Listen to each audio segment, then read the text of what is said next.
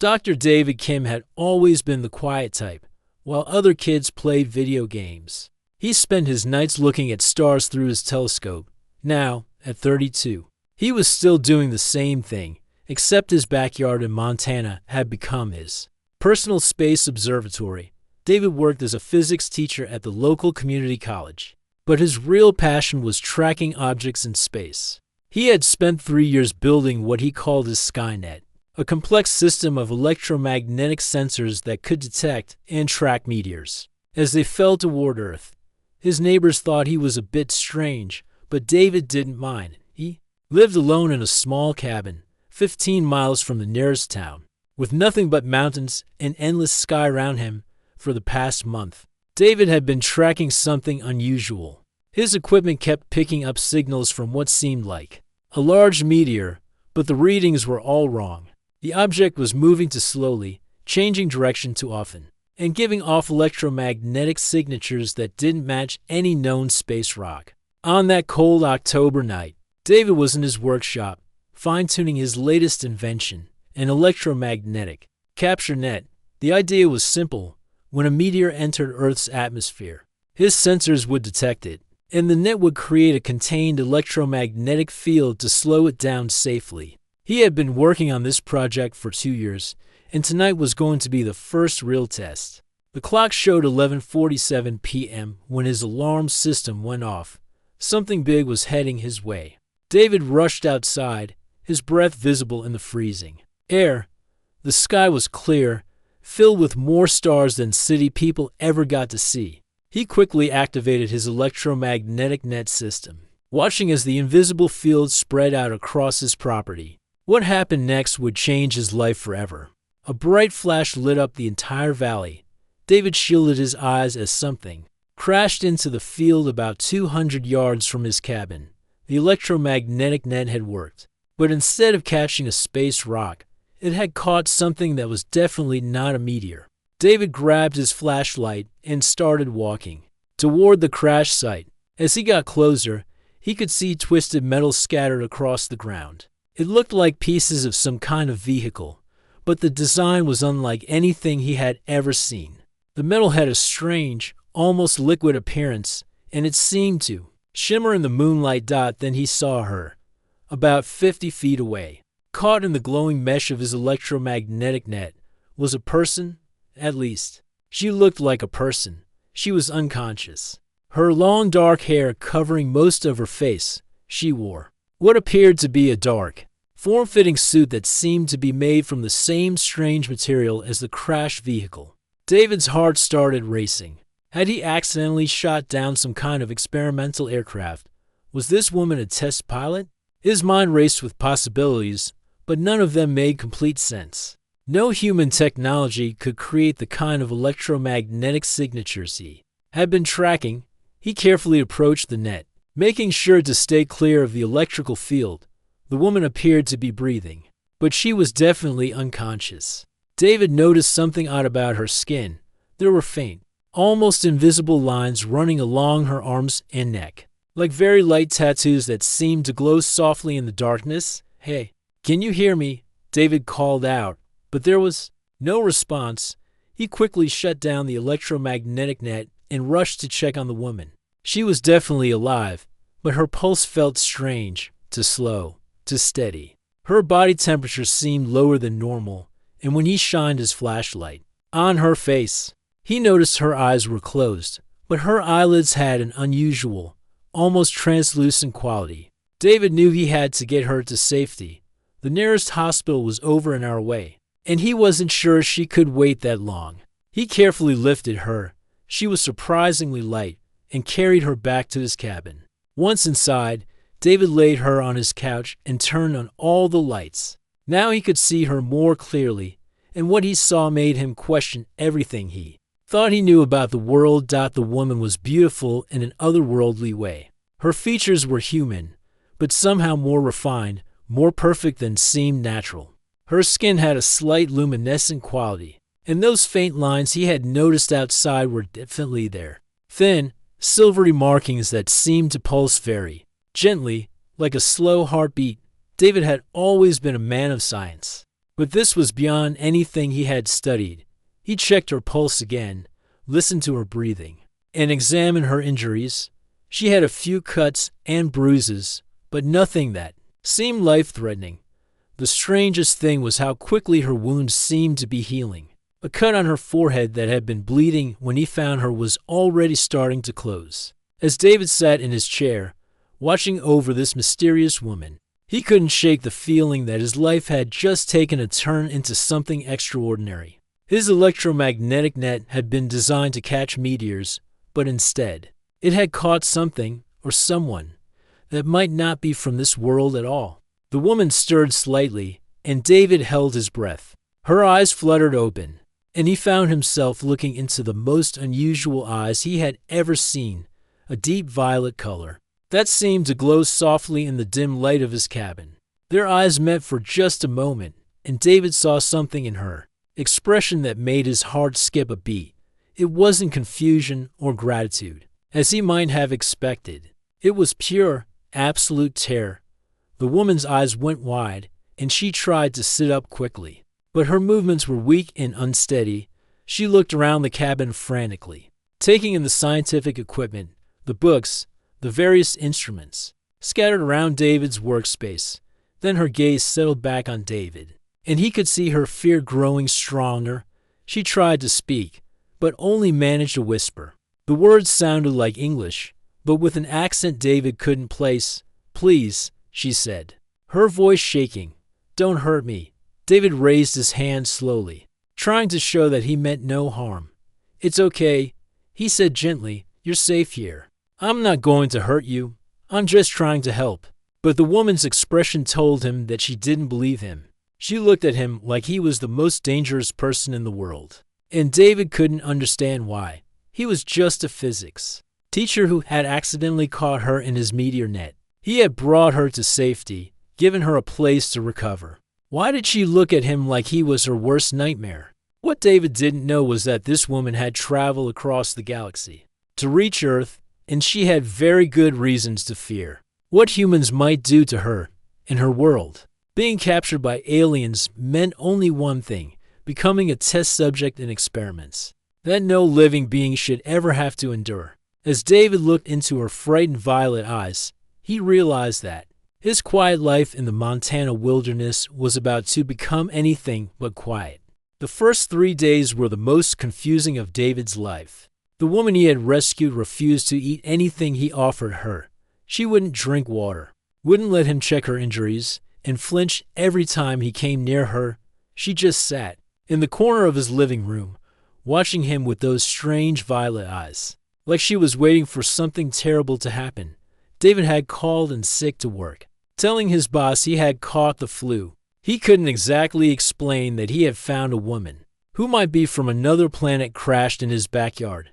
Who would believe that? Even he was starting to wonder if he was losing his mind. On the 4th day, David tried a different approach. Instead of trying to help her directly, he simply went about his normal routine. He made breakfast, read his science journals, and worked on his equipment. Every now and then, he would glance over at the woman, who was still huddled in the corner. "You." "No," David said, not looking at her directly. "I'm not a doctor or anything like that. I'm just a physics teacher. I teach kids about gravity and electricity at the community college down the road." The woman didn't respond, but David noticed that she seemed to be listening. "I found you caught in my electromagnetic net," David continued, organizing some papers on his desk. "I was trying to catch meteors, not people. It was an accident. I brought you here because I thought you might be hurt." Still no response. But David could feel her eyes on him. Over the next few days, David established a routine. He would leave food and water near the woman, but not too close. He would talk to her while he worked, explaining what he was doing in simple terms. He told her about his job, his love of astronomy, and his quiet life in the mountains. The woman never answered, but David began to notice small changes. She would drink the water when she thought he wasn't looking. She seemed interested when he talked about space and stars. And those strange silver markings on her skin would glow a little brighter whenever he mentioned anything scientific. On The seventh day, everything changed. David was working on his computer, trying to analyze the electromagnetic readings from the night he found her. The data was unlike anything he had ever seen. The patterns were too complex, too organized to be natural phenomena. It looked almost like a language. "This is impossible," David muttered, staring at the screen. "These readings, they're not random. There's a pattern here, like some kind of communication signal." He heard a sharp intake of breath from across the room. When he looked up, the woman was staring at his computer screen with an expression of pure shock. "You can read that," she whispered, her voice barely audible. David's heart nearly stopped. It was the first time she had spoken since that first night. "You can understand what I'm saying?" The woman nodded slowly, her eyes never leaving the computer screen. "Your machine. It recorded my ship's emergency beacon." David felt like the world had just tilted on its axis. "Your ship." The woman hesitated, and David could see the internal battle playing out on her face. Fear warred with desperation, and finally, desperation won. "I'm not from here," she said quietly. "I'm from very far away. My ship was damaged, and I crashed. Your net. It caught me while I was trying to find a safe place to land." David sat back in his chair, trying to process what he was hearing. Part of him had suspected this for days, but hearing it confirmed was something else entirely. "Where are you from?" he asked gently. The woman pointed up at the ceiling, toward the sky. "A place you probably don't have a name for. We call it Kepler 440b. It's many light years from here." David's mind raced. Kepler 440b was a real exoplanet, one that scientists had identified as potentially habitable. But it was over 1,200 light years away from Earth. "How did you get here?" David asked. "Our ships can travel through what you might call folded space," the woman explained. "But mine was damaged during my escape. I barely made it here before the systems failed completely." "Escape from what?" The woman's expression darkened. "From my own people. I discovered something terrible, something they planned to do to your planet. I tried to warn the council, but they wanted to silence me instead." David felt a chill run down his spine. "What kind of terrible thing?" Before the woman could answer, she suddenly doubled over, clutching her stomach. David started to move toward her, but she held up her hand. "No," she gasped. "Please, don't come closer. I know what you want to do to me." David stopped, confused. "What do you mean? I just want to help you." The woman looked up at him with those haunting violet eyes.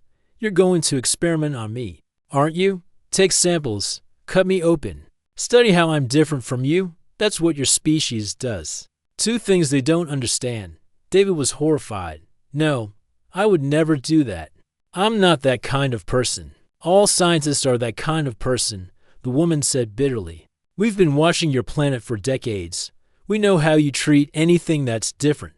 You capture it, study it, destroy it." "That's not true," David protested. "I mean, maybe some people are like that, but not all of us. I just wanted to make sure you were okay." The woman laughed, but there was no humor in it. "When I first saw you, I thought you were just a simple human. But then I saw all your equipment, your laboratory, your instruments. You're a scientist, just like the ones who wanted to dissect me on my home planet." David finally understood. She wasn't just afraid of him. She was terrified of what she thought he was going to do. To her, in her mind, he wasn't a helpful physics teacher. He was a monster who was going to hurt her in the name of science. "Listen to me," David said, his voice firm but gentle. "I'm a scientist, yes, but I study stars and planets and electromagnetic fields. I don't experiment on living beings. I don't hurt people. The only reason I have all this equipment is because I love learning about space." The woman studied his face, trying to determine if he was telling the truth. "If I wanted to hurt you, don't you think I would have done it already?" David continued. "You've been here for a week. I've had plenty of opportunities. Instead, I've been trying to take care of you." For the first time since she had awakened, the woman seemed to consider the possibility that David might be telling the truth. But the fear was still there, deep in her eyes. "My name is David," he said. "What's yours?" The woman hesitated for a long moment. "Zara," She finally whispered, "My name is Zara." It was a small step, but it was a beginning. David had a feeling that earning Zara's trust was going to be the most important thing he ever did. The breakthrough came on a Tuesday morning when David was making coffee. He had gotten used to Zara's presence over the past 2 weeks, though she still kept her distance. She would eat the food he left for her, drink water, and sometimes even respond to his questions with short answers. But she never let him get too close, and she never fully relaxed. David was grinding coffee beans when he heard a strange humming sound coming from the living room.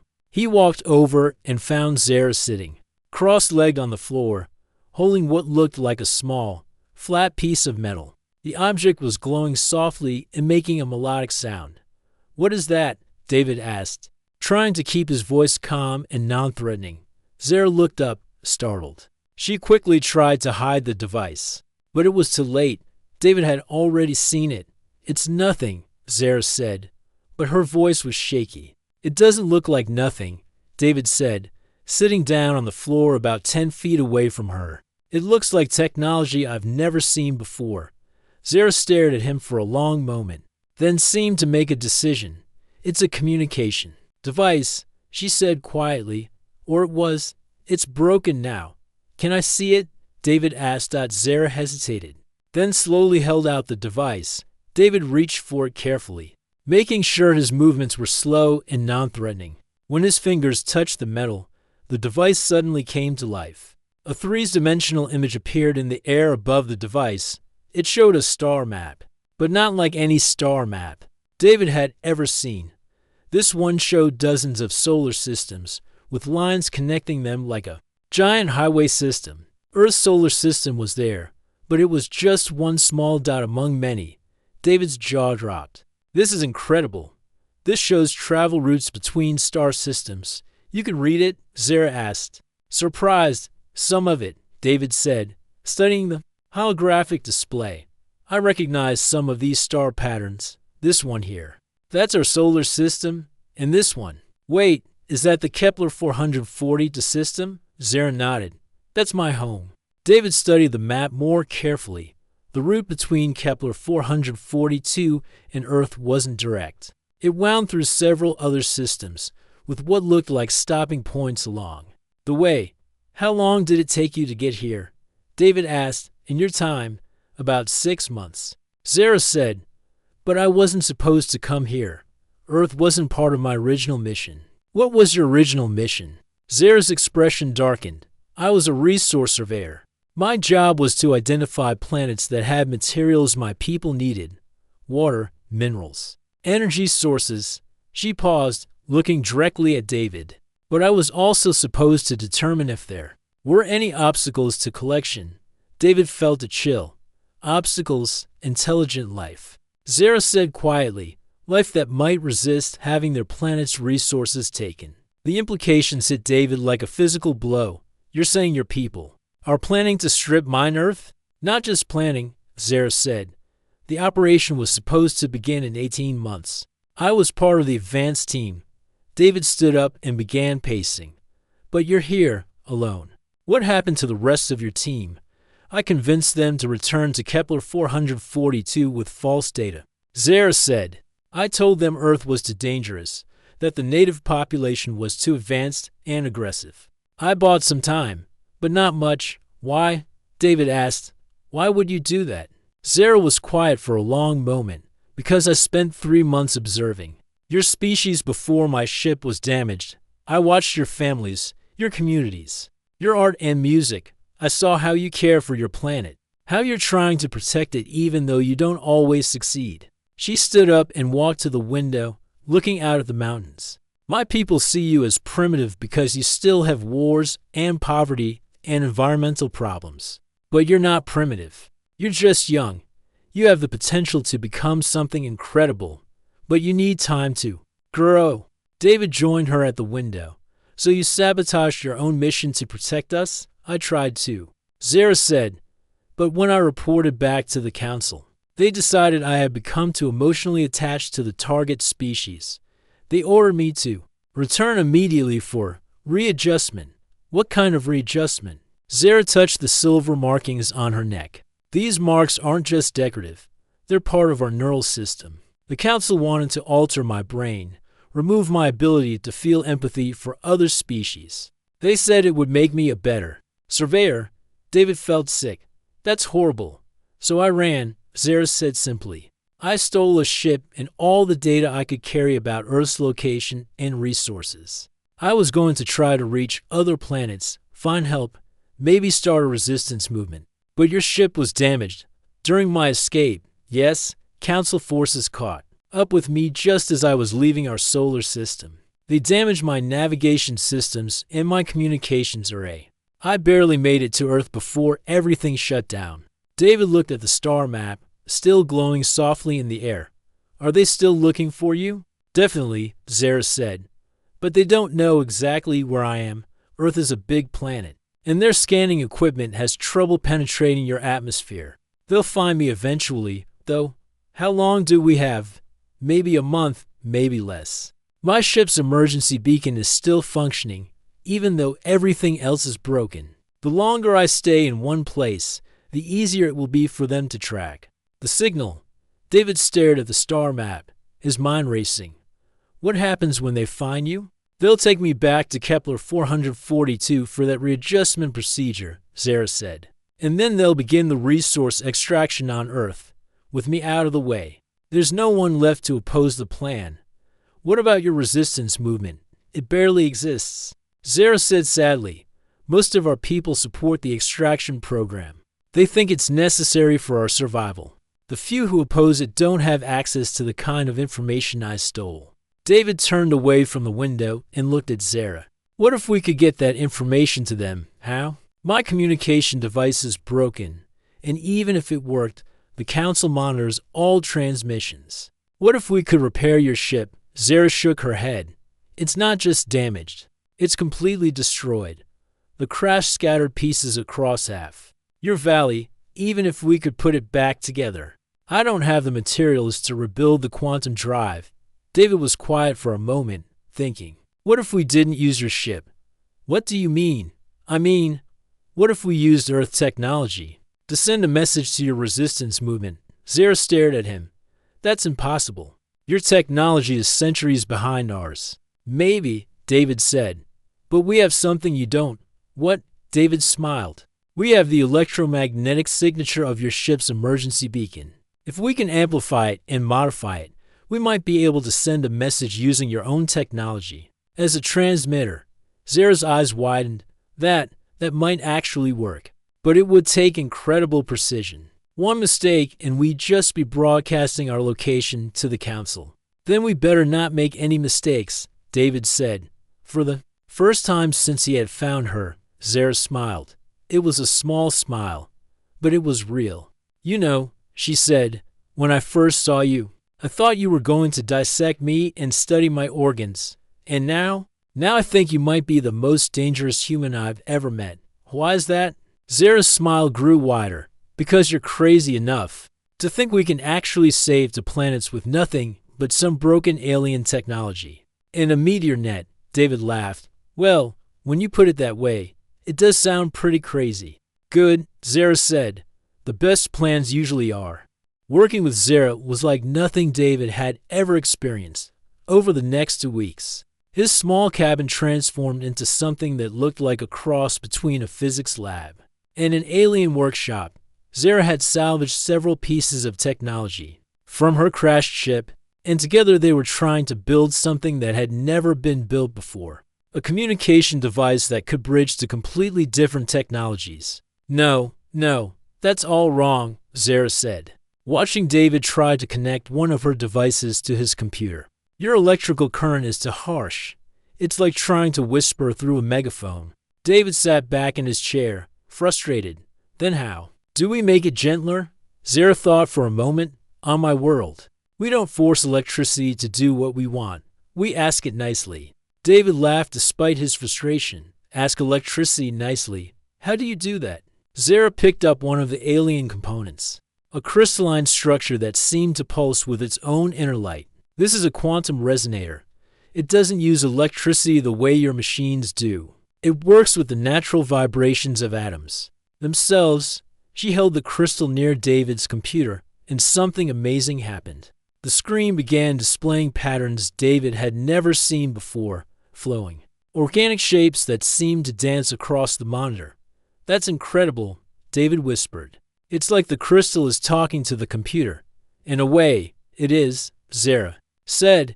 "Your machine is trying to understand the crystal's language, and the crystal is trying to understand your machine's language.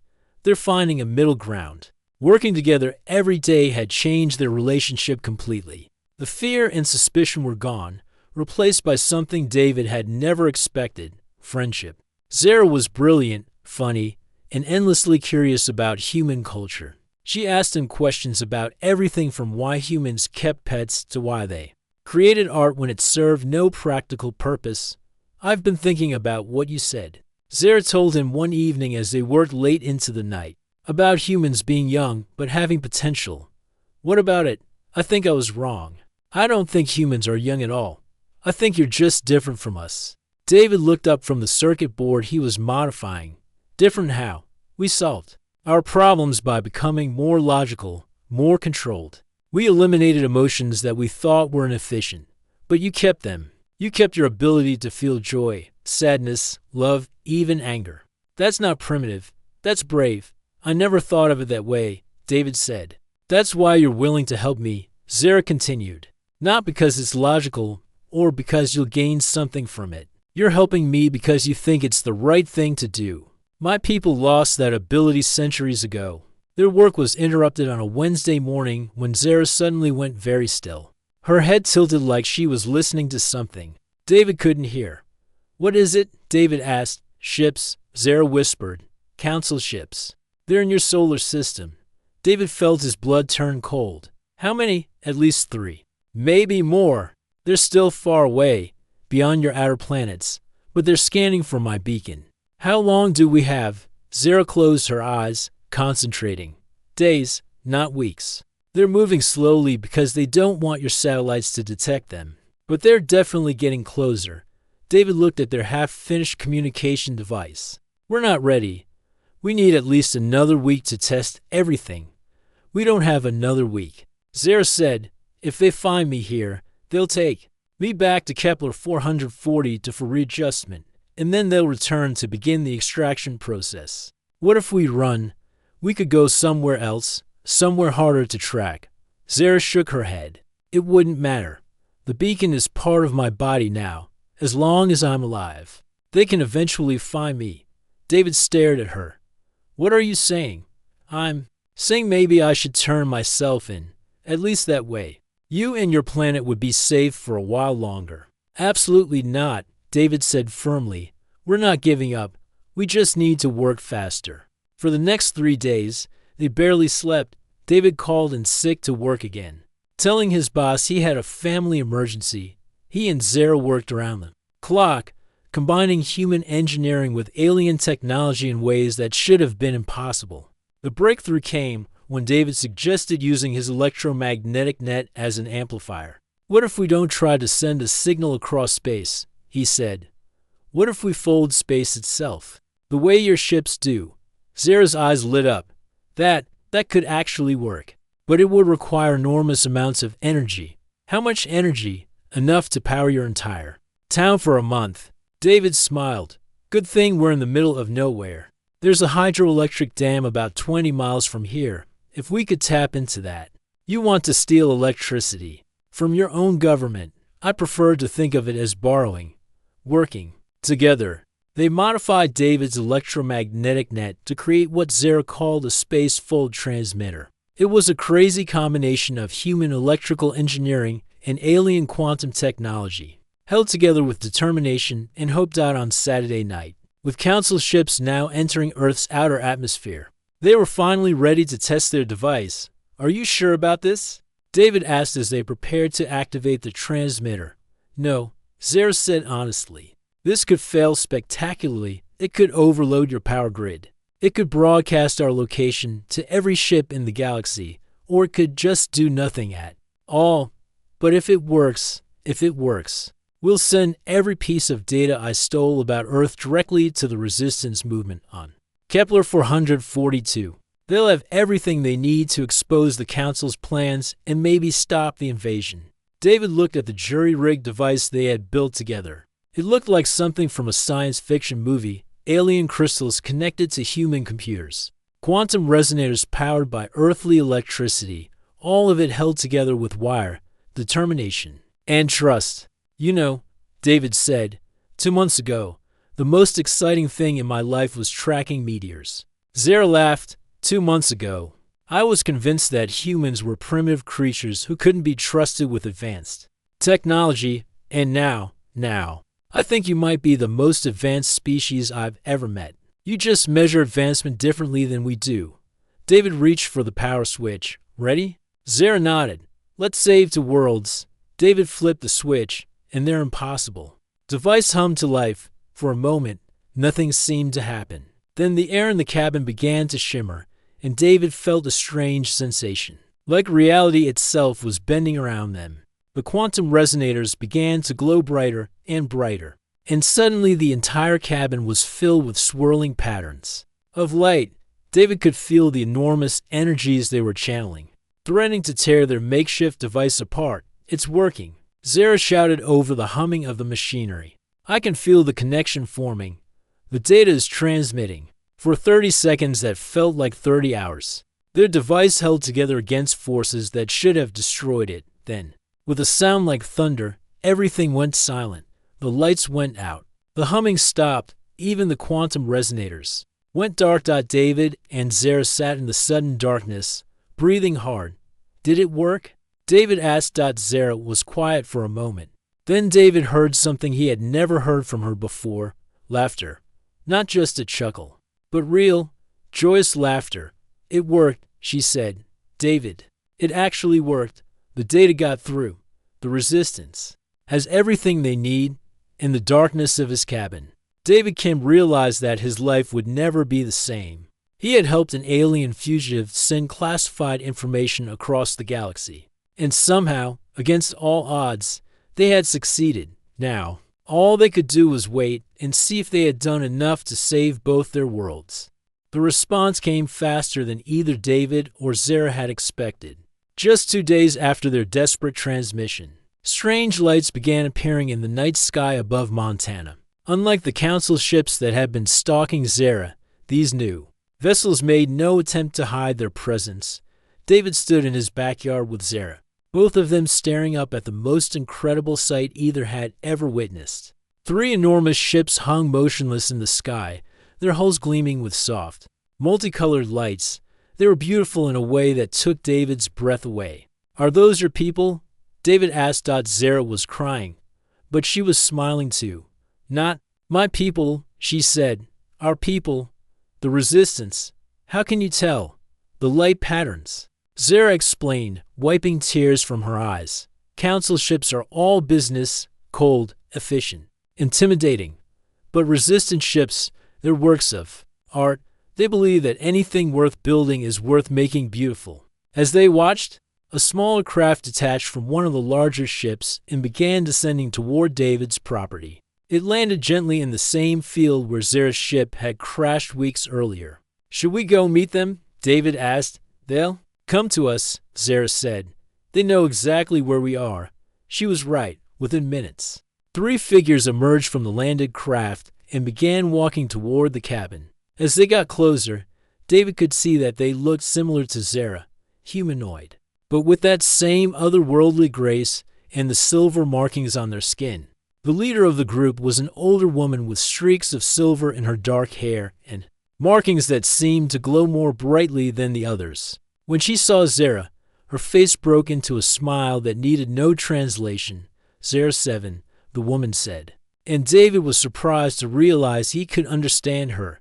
You magnificent, reckless fool. Do you have any idea what you've done? Hopefully, I've saved 2 planets, Zara replied, running toward the woman and embracing her. You've done much more than that, the woman said. You started a revolution. The woman turned to David, studying him with intelligent eyes. And you must be the human who helped her, David Kim. He said, offering his hand. I'm just a physics teacher. The woman took his hand, and David felt a strange tingling sensation, like a very mild electric shock. I am Commander Lyra 9 of the Resistance Fleet, and you, David Kim, are much more than just a physics teacher. What do you mean?